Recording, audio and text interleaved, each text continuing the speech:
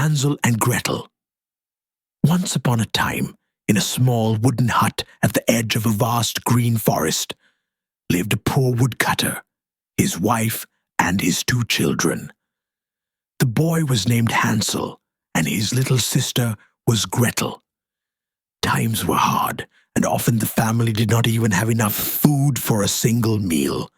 One night, when hunger gnawed at them more fiercely than ever, the woodcutter sighed and whispered to his wife, "What will happen to us? We cannot feed our children anymore. They are starving." The woman who was the children's stepmother replied coldly, "I know the answer. Tomorrow at dawn, we will take the children deep into the forest. We shall light a fire for them and give each one a small loaf of bread. Then we will leave them there. They will never find their way home, and we will be rid of them." The woodcutter groaned, "How can I do that? Wild animals will find them in a moment. I cannot abandon my own children." "You fool," snapped his wife. "If you refuse, then we will all die of hunger. Better to lose the children than for all 4 of us to perish." At last, weary and defeated, the poor man agreed.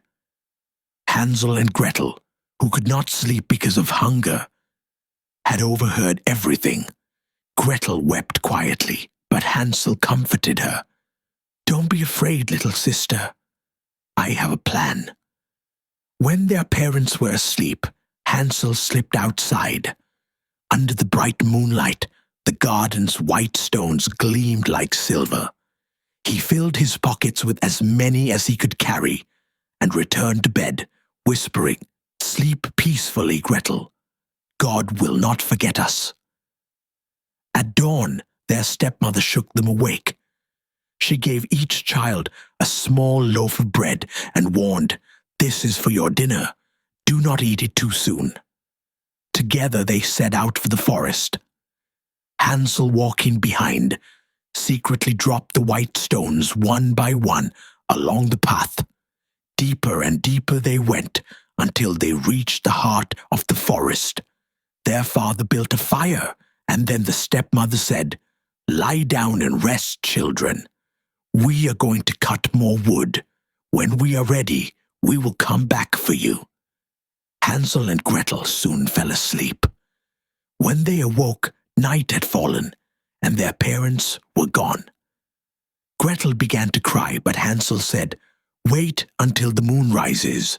Then we will follow the shining stones home."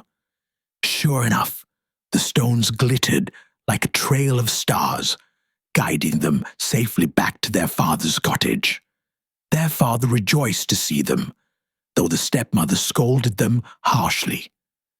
But before long, famine struck again.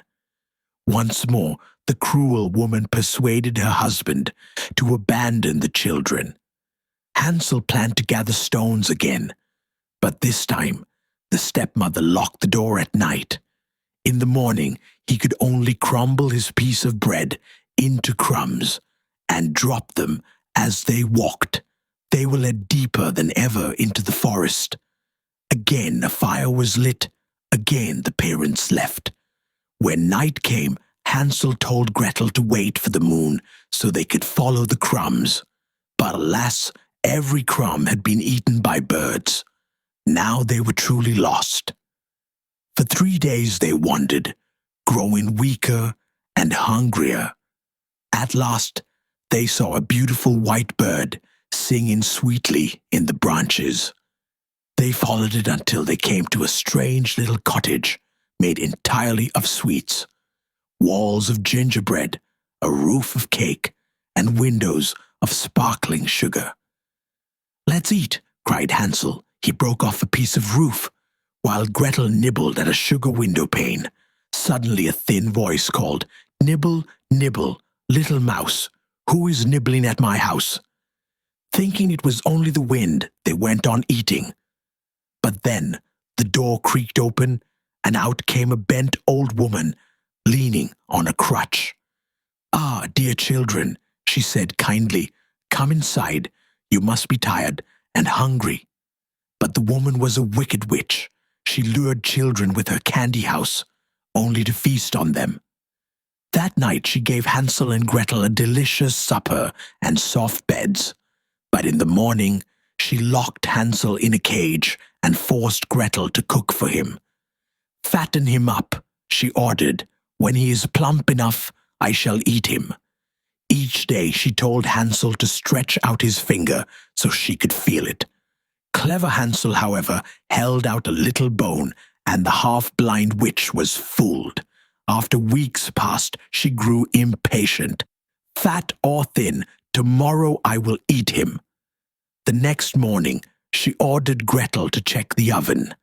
Sensing the witch's plan to push her in, Gretel pretended not to understand.